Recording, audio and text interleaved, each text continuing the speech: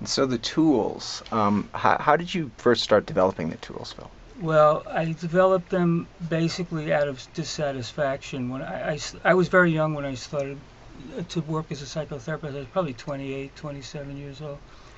And as soon as I had my first patients, I noticed something that the, the teachers, the supervisors hadn't really mentioned at all, which was that these people were in pain and there was an urgency, there was an urgent need that they had. And psychotherapy at that point was pretty lackadaisical. It was like a rich man's hobby kind of, and it went along very, very slowly. And I didn't think it was right. So I went to one of my supervisors and I said, look, can't we provide these people with an answer or with something to give them to speak to their needs right in the present? And the guy said, I'll never forget this. He said, absolutely not. Don't you dare do that. He said, tell them to be patient and they will come up with their own solution, which I thought was ridiculous. I didn't trust at all. But it did solve one question for me, which is why they're called patients. So I learned that. So I basically it was a trial and error thing, and the tools have been developed in what we call a bottom-up manner. In other words, we didn't start with a grand theory and then work downwards and try to squeeze everything into the theory. The tools were developed in action, and the criteria was did the tool work or not, basically. And the patients were very amazing enough, were very open to it. They're very amenable to experimentation. All they cared about is relief, basically. And things are recurrent in psychiatry, like a garden variety depression or a phobia, just as an example, or insecurity. The issues would come up so many times over and over and over again, and I would strive to find the tool, and basically the tool would be the same from person to person to person. So after trial and error 10,000 times, you come up, and the tool was fully developed, you kind of know it. You say this is right for that, and go on to the next tool. So, And you have four tools in the book, five if you count. 5. You have 5 tools if you count Jeopardy, I Mhm. guess, right? So, I was interested. Are there other tools that Many. are not in the book, and these are the most common problems that Yeah, you these are solve? the 5 most basic problems. They're problems every single person is going to meet. Every single person is going to meet all 5 of these problems, as far as we're concerned. So we thought it was a good starting point, anyway. And the first one's reversal of desire. There's sort of, which is basically embrace pain, right? And Yes. that's, Yes. can you talk a little bit about that? Generally, the reversal of desire is used when there's something you're avoiding. Everybody avoids something, whether it's exercising or sticking to a diet or sitting down and starting a project you always wanted to do. What most people don't realize is that that avoidance tends to spread and take over your life. The more things you avoid, the more you tend to avoid other things. And so without knowing it, you start to function in a much more constricted way. And so that's the origin of that saying, most people live lives of quiet desperation and go to their grave with their song unsung. Yeah, that's what we call the comfort zone, Right. which is it's a zone that becomes a habit, and it's very comfortable to stay there, and you can kid yourself and think you're living your life fully, and all you're doing is living your life like a little, gerbil, going around and around and around. Now, the first thing that you encounter when you leave the comfort zone is pain. Okay, if your comfort zone is comfort food, for example, depriving yourself of that is painful. There's something great on the other side of that pain, which is you get to accomplish your goals, but the first thing you encounter is pain. The reason the tool is called the reversal of desire is everyone's primal desire is to avoid pain, and we reverse that. We teach you how to desire pain, not because you're a masochist, but because you want to get through that pain and out to the other side where there's endless possibilities. Yeah, and this is what we call the secret of pain, which is if you're going right into pain, pain diminishes, believe it or not. It's when you avoid it and step away from it, it pursues you like a monster, and it becomes overwhelming. Then you become paralyzed. It's like getting into a body of cold water. The best way is to dive in. It's not to inch in, ass backwards. Right. That's more painful. And you say that many people who manage to accomplish a lot in their life are great at sort of just going right through that pain. They And just do this automatically. Yeah. And ironically, those people are in less pain than the rest of us because they've minimized pain. They've made it less significant in their lives. They don't attach that much importance to it. They're just used to it. They've accepted that it's part of life. but they're using that tool and they don't even realize it. Exactly. Yes, or some tool that they have. Yeah. Um, can you talk a little bit about Jeopardy, I guess, because I found that interesting. Just people think they have more time than they think they have, right? Is Yeah. that the idea? Here's the thing I discovered. When I first developed these tools, they worked right away, and patients would use them, and the patients would improve. Their symptoms would go away, and not only that, they would develop new abilities. Their self-esteem would go up. They'd become leaders. Every single one of them stopped using the tools. And I said, what is going on here? The tools are working. I'm doing my job, and these people are stopping.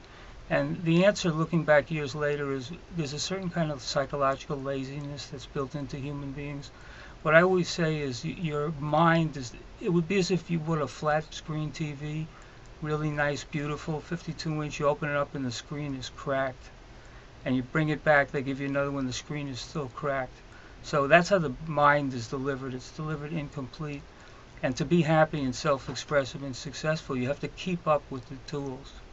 Okay, so what Jeopardy is basically it's to give you a sense of urgency, and urgency is connected to the willpower, to will, which there's a lot of interest in will and building it now, so that it becomes urgent in your own mind that you continue to use the tools. I mean, I'm 65, so I try to keep that sense of urgency every single day. And should we talk about the tool itself? You sure, if you want. Okay. Yeah, go ahead. We won't go through all the tools because we Right. want people to read the book. Right. You know, Yeah. but yeah. The point sure. of Jeopardy is it's to give you a point of view as if you're at the very end of your life. You have no time left. And what did you screw up? What didn't you do? How does it feel to have lost those opportunities? And then, but fortunately, that's not the case. You're here in the present, so you do have time, but time is precious. You need to be aware of it. To put it bluntly, most people are living as if they're immortal, Right. as if they have all the time in the world. If you ask them, they'll say, I know I'm going to die, but they're living as if they have all the time in the world. What Jeopardy does is it wakes you up to the reality that death is real, and therefore time is finite. And so it creates that sense of urgency that Phil talked about that says, this moment matters. I have to do something with this moment or else I lose it. What about there's sort of promotion of a faith in a higher power as part of using the tools. That's the only part that sort of doesn't seem scientific, I guess. Can you Yeah. talk a little bit about that? Yeah, here's our point of view about that. Number one, you absolutely don't need not only don't you need a doctrinaire, religious orientation, you don't even have to be interested in spiritual issues at all. It doesn't matter. The tools are geared to work for anybody. It's like, we want to say they're idiot proof or whatever, and we pride ourselves on that. The interesting thing we find, and so a patient will come in and say, this doesn't interest me, I can't relate to it. Fine, we can carry on the therapy without it. But what we do tell people is if you use the tools assiduously, not just for a week or a couple of days, but they become part of your life, you may find your view of spiritual issues changing. And the reason for that is, as far as we're concerned, the tools generate these higher forces that are real, and you can both feel the force and feel yourself changing, and you can see the new skills that you're developing. And a lot of time, not all the time, but a lot of times the person will open themselves up to possibilities in terms of spiritual things that they didn't have before. So our attitude about spiritual issues is don't believe us at all, but please use the tools and be open-minded. That's all we're asking for.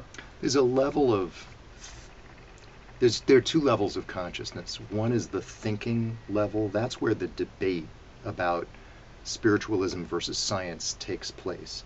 But there's a much deeper level of consciousness where you're actually working. It's called working consciousness. It's where your consciousness is being employed in a certain way. That's the level where tools actually work. And that's the only level that we care about.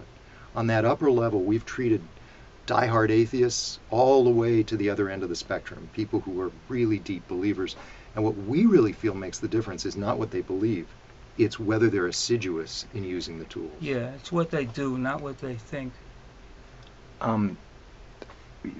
You treat a lot of, I guess, celebrities. Or Yeah. you deal with actors and writers and agents.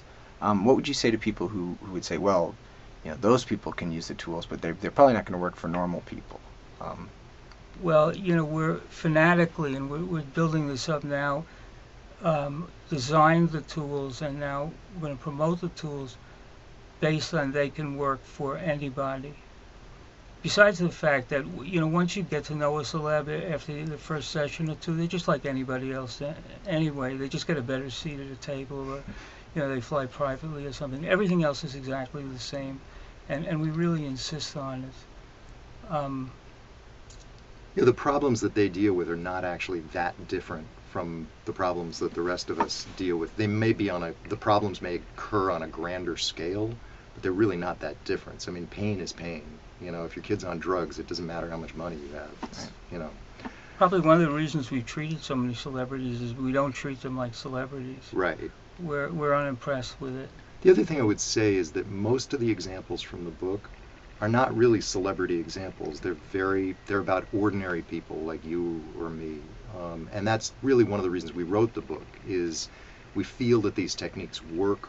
We have validated them in 60 years of combined experience on many thousands of patients, and we want them to be available to everybody.